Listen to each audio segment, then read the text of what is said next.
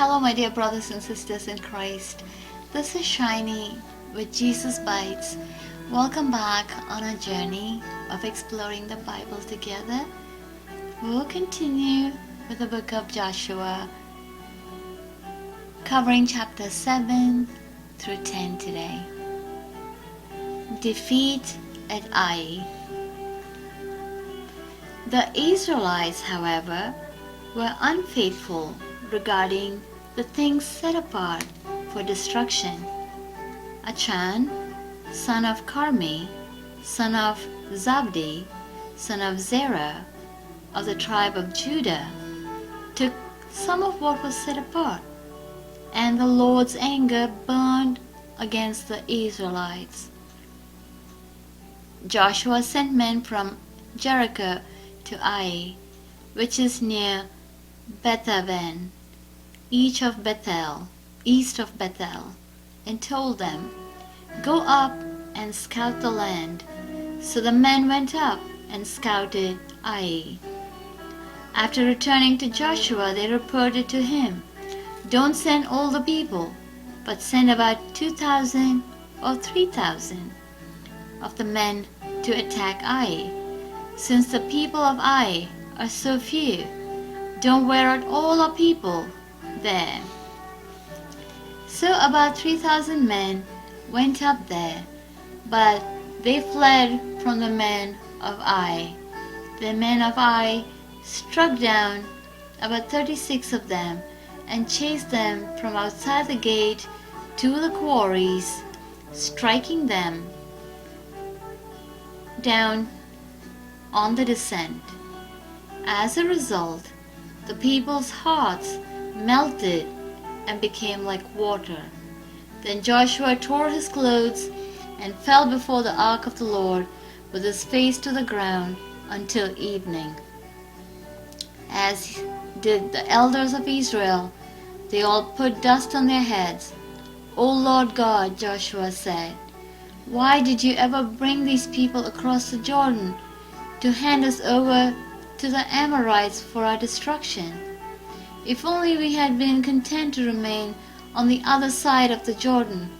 What can I say, Lord, now that Israel has turned its back and run from its enemies?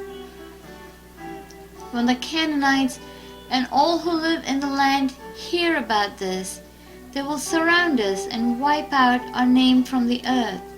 Then what will you do about your great name?" The Lord then said to Joshua, "Stand up. Why are you on the ground? Israel has sinned. They have violated my covenant that I appointed for them. They have taken some of what was set apart. They have stolen, deceived, and put the things with their own belongings. This is why the Israelites cannot stand against their enemies. They will turn their backs and run from their enemies, because they have been set apart for destruction. I will no longer be with you unless you remove from you what is set apart. Go and consecrate the people. Tell them to consecrate themselves tomorrow, for this is what the Lord, the God of Israel, says. There are among you, Israel, things set apart.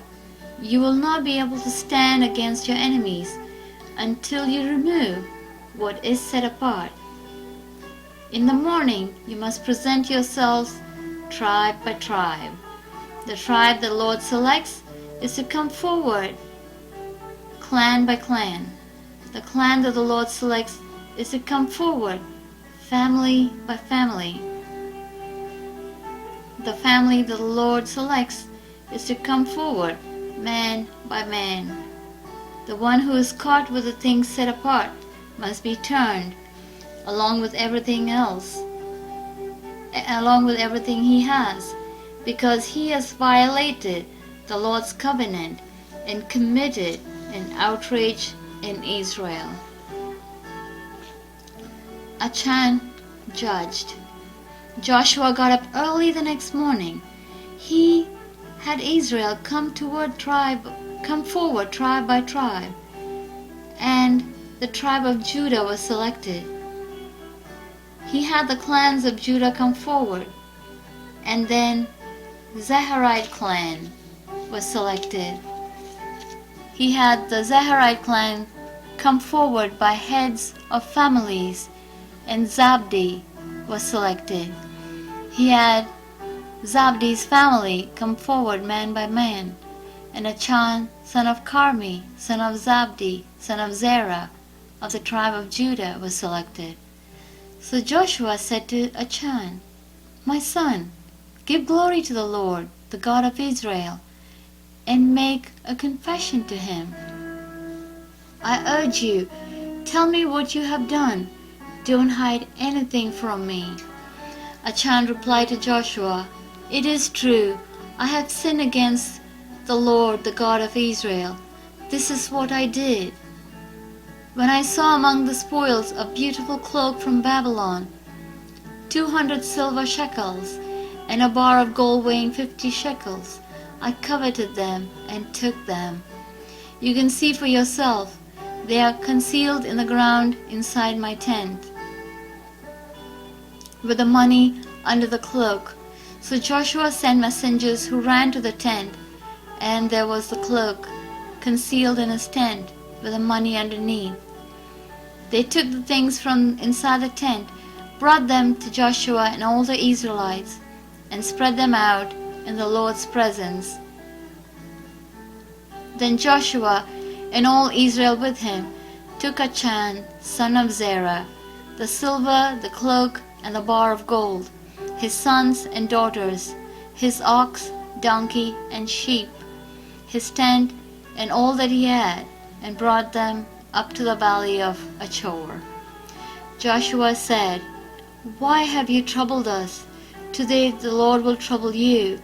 So all Israel stoned him to death.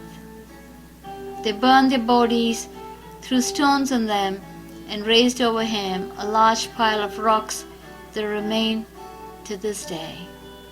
That the Lord turned from his burning anger. Therefore the place has been called the Valley of Achor to this day.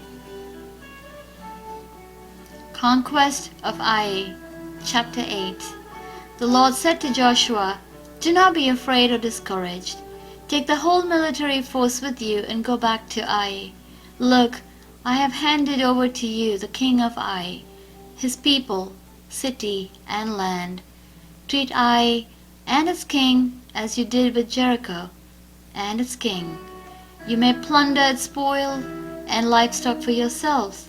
Set an ambush behind the city." So Joshua and the whole military force set out to attack Ai. Joshua selected 30,000 fighting men and sent them out at night. He commanded them, "Pay attention, lie in ambush before the city, not too far from it, and all of you be ready. Then I and all the people who are with me will approach the city. When they came out against us, as they did the first time, we will flee from them. They will come after us until we have drawn them away from the city, for they will say, they are fleeing from us as before.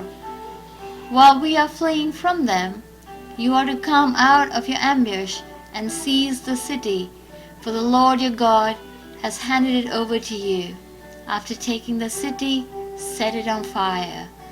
Follow the Lord's command. See that you do as I have ordered you." So Joshua sent them out, and they went to the ambush site and waited between Bethel and Ai, to the west of Ai, where he spent that night with the troops. Joshua started early the next morning, and mobilized them. Then he and the elders of Israel led the troops up to Ai. All those who were with him went up and approached the city. Arriving opposite Ai, they camped to the north of it, with a valley between them and the city. Now Joshua had taken about 5,000 men and set them in ambush between Bethel and Ai, to the west of the city. The military force was stationed in this way: the main camp to the north of the city, and its rear guard to the west of the city. And that night Joshua went into the valley. When the king of Ai saw the Israelites, the men of the city hurried and went out early in the morning, so that he and all his people could engage Israel in battle at a suitable place facing the plain of the Jordan. But he did not know there was an ambush waiting for him behind the city. Joshua and all Israel pretended to be beaten back by them and fled toward the wilderness. Then all the troops of Ai were summoned to pursue them, and they pursued Joshua and were drawn away from the city. Not a man was left in Ai or Bethel who did not go out after Israel, leaving the city exposed while they pursued Israel. Then the Lord said to Joshua, "Hold out the sword in your hand toward Ai, for I will hand the city over to you." So Joshua held out his sword toward it. When he held out his hand, the men in ambush rose quickly from their position. They ran into the city, captured it, and immediately set it on fire. The men of Ai turned and looked back, and smoke from the city was rising to the sky. They could not escape in any direction, and the troops who had fled to the wilderness now became the pursuers. When Joshua and all of Israel saw that the men in ambush had captured the city and the smoke was rising from it, they turned back and struck down the men of Ai. The men in ambush came out of the city against them, and the men of Ai were trapped between the Israelite forces, some on one side and some on the other. They struck them down until no survivor or fugitive remained. But they captured the king of Ai alive and brought him to Joshua. When Israel had finished killing everyone living in Ai who had pursued them into the open country, and when every last one of them had fallen by the sword, all Israel returned to Ai and struck it down with the sword. The total of those who fell that day, both men and women, was 12,000, all the people of Ai. Joshua did not draw back his hand that was holding the sword until all the inhabitants of Ai were completely destroyed. Israel plundered only the cattle and spoil of the city for themselves, according to the Lord's command that he had given Joshua. Joshua burned Ai and left it a permanent ruin, desolate to this day. He hung the body of the king of Ai on a tree until evening, and at sunset Joshua commanded that they take his body down from the tree. They threw it down at the entrance of the city gate and put a large pile of rocks over it, which remains to this day. Renewed commitment to the law. At that time Joshua built an altar on Mount Ebal to the Lord, the God of Israel, just as Moses, the Lord's servant, had commanded the Israelites. He built it according to what is written in the book of the law of Moses, an altar of uncut stones on which no iron has been used. Then they offered burnt offerings to the Lord and sacrificed fellowship offerings on it. There on the stones Joshua copied the law of Moses, which he had written in the presence of the Israelites. All Israel, foreigner and citizen alike, with their elders, officers, and judges, stood on either side of the ark of the Lord's covenant, facing the Levitical priests who carried it. As Moses, the Lord's servant, had commanded earlier, half of them were in front of Mount Gerizim and half in front of Mount Ebal, to bless the people of Israel. Afterwards, Joshua read aloud all the words of the law, the blessings as well as the curses, according to all that is written in the book of the law. There was not a word of all that Moses had commanded that Joshua did not read before the entire assembly of Israel, including the women, the children, and foreigners who were with them.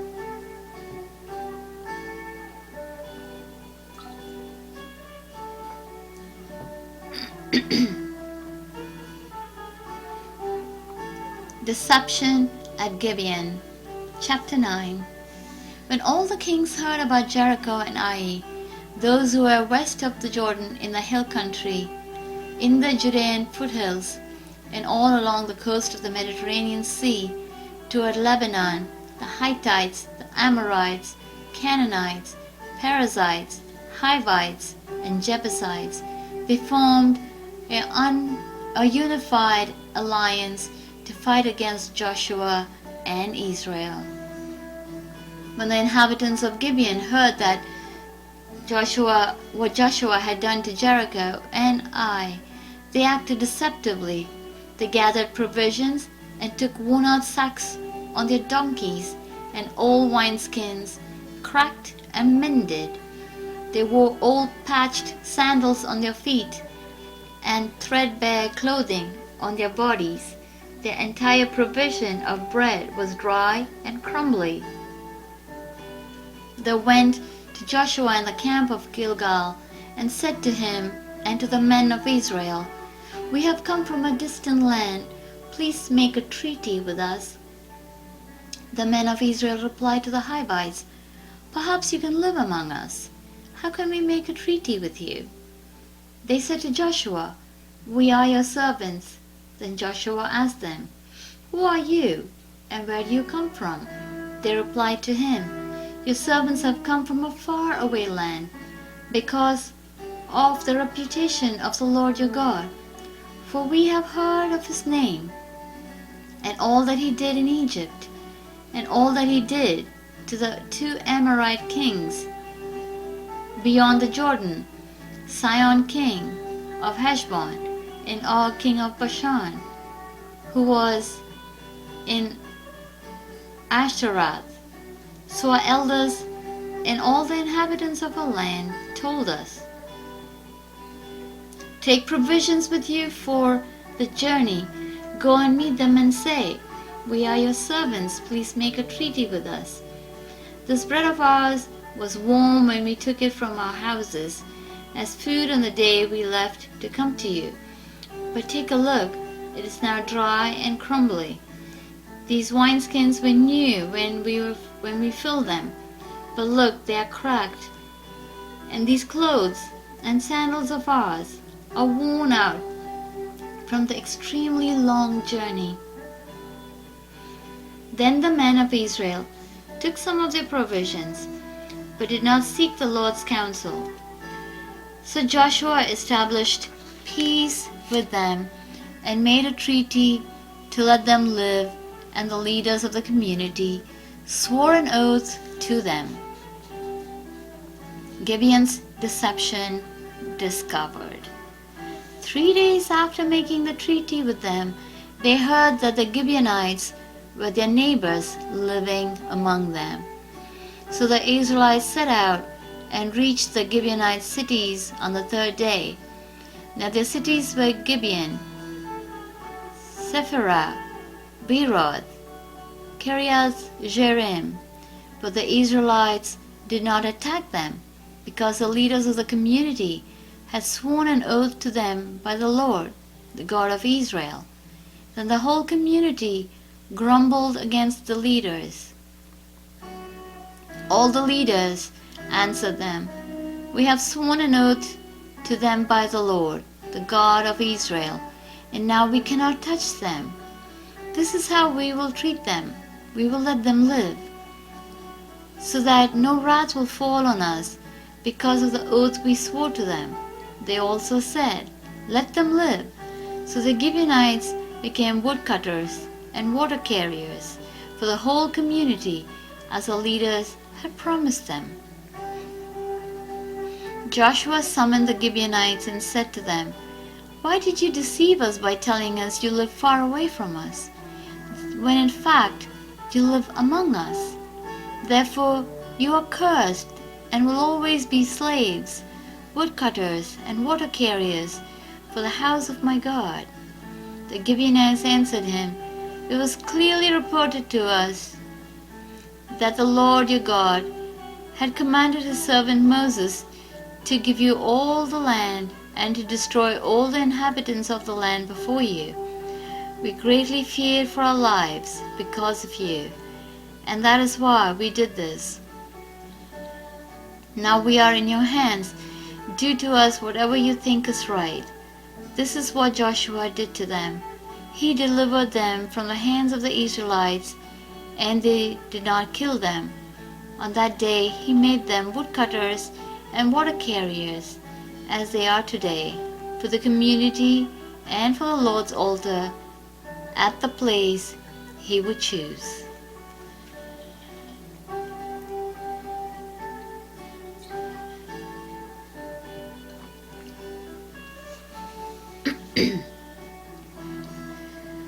The day the sun stood still. Chapter 10.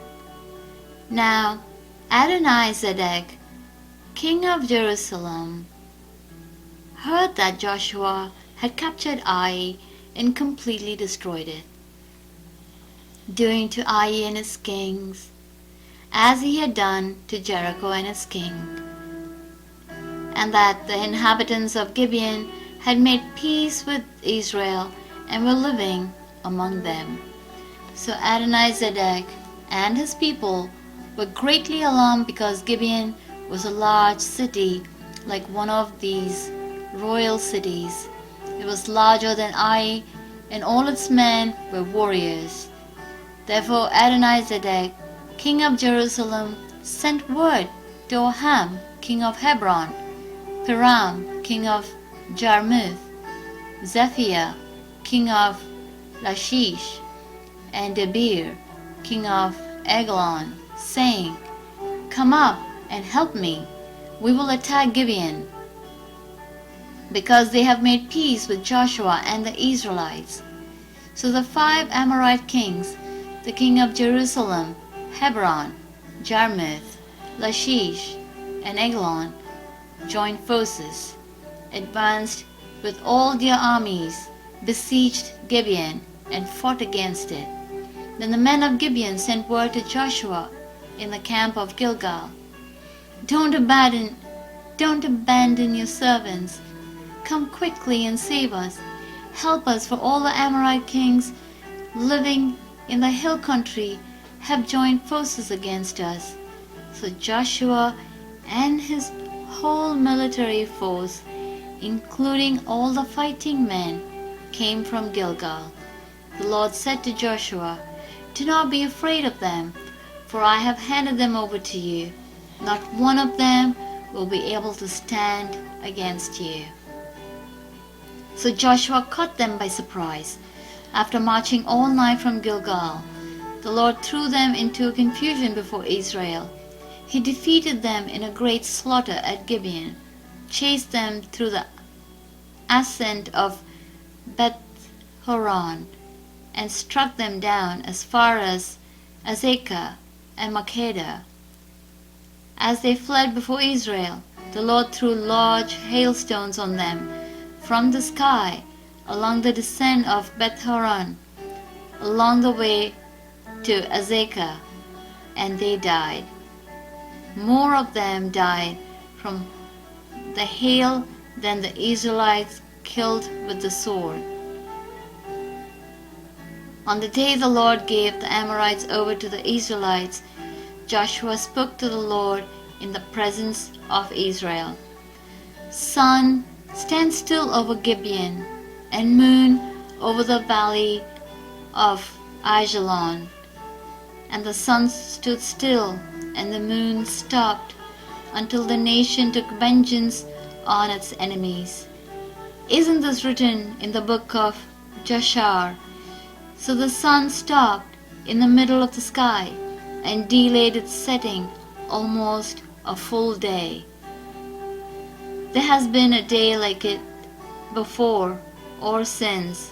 There has been no day like it before or since, when the Lord listened to the voice of a man, because the Lord fought for Israel.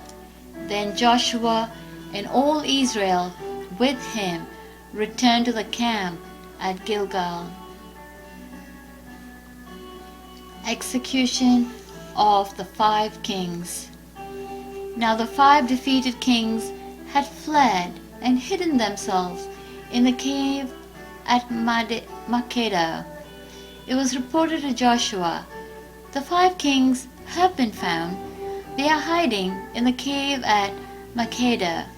Joshua said, "Roll large stones against the mouth of the cave and station men by it to guard the kings. But as for the rest of you, don't stay there.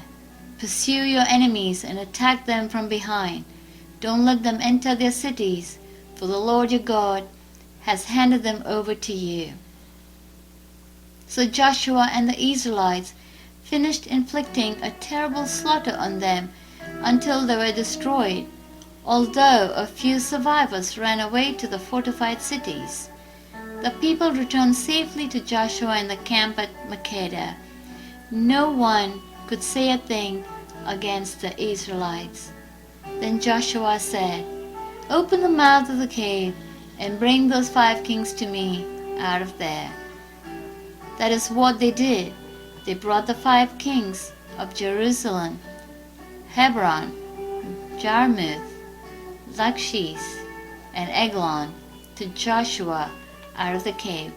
When they had brought the kings to him, Joshua summoned all the men of Israel and said to the military commanders who had accompanied him, "Come here and put your feet on the necks of these kings." So the commanders came forward and put their feet on their necks. Joshua said to them, "Do not be afraid or discouraged. Be strong and courageous, for the Lord your God will do this to all the enemies you fight." After this, Joshua struck them down and executed them. He hung their bodies on 5 trees, and they were there until evening. At sunset, Joshua commanded that they be taken down from the trees and thrown into the caves where they had hidden. Then large stones were placed against the mouth of the cave, and the stones are there to this day. Conquest of southern cities. On that day Joshua captured Makkedah and struck it down with the sword, including its king. He completely destroyed it and everyone in it, leaving no survivors. So he treated the king of Makkedah as he had the king of Jericho. Joshua and all Israel with him crossed from Makkedah to Libnah and fought against Libnah. The Lord had handed it over and its king to Israel. He struck it down, putting everyone in it to the sword, and left no survivors in it. He treated Libnah's king as he did the king of Jericho. From Libnah, Joshua and all Israel with him crossed to Lachish. They laid siege to it and attacked it. The Lord handed Lachish over to Israel, and Joshua captured it on the 2nd day. He struck it down, putting everyone in it to the sword, just as he had done to Libnah. At that time, Horam, king of Gezer, went to help Lachish, but Joshua struck him down along with his people, leaving no survivors in it. Then Joshua carried from Lachish to Eglon, and all Israel with him. They laid siege to it and attacked it. On that day they captured it and struck it down, putting everyone in it to the sword. He completely destroyed it that day, just as he had done to Lachish. Next, Joshua and all Israel with him went up from Eglon to Hebron and attacked it. They captured it and struck down its king, all its villages, and everyone in it with the sword, just as he had done to Eglon. He left no survivors. He completely destroyed Hebron and everyone in it. Finally, Joshua turned toward Debir and attacked it, and all Israel was with him. He captured it, its king, and all its villages. They struck them down with the sword and completely destroyed everyone in it, leaving no survivors. He treated Debir and its king as he had treated Hebron and as he had treated Libnah and its king. So Joshua conquered the whole region, the hill country, the Negev, the Judean foothills, and the slopes with all their kings, leaving no survivors. He completely destroyed every living being as the Lord, the God of Israel, had commanded. Joshua conquered everyone from Kadesh Barnea to Gaza and all the land of Goshen as far as Gibeon. Joshua captured all these kings and their land in one campaign, because the Lord, the God of Israel, fought for Israel. Then Joshua returned with all Israel to camp at Gilgal. The word of the Lord. Have a blessed day. Ciao.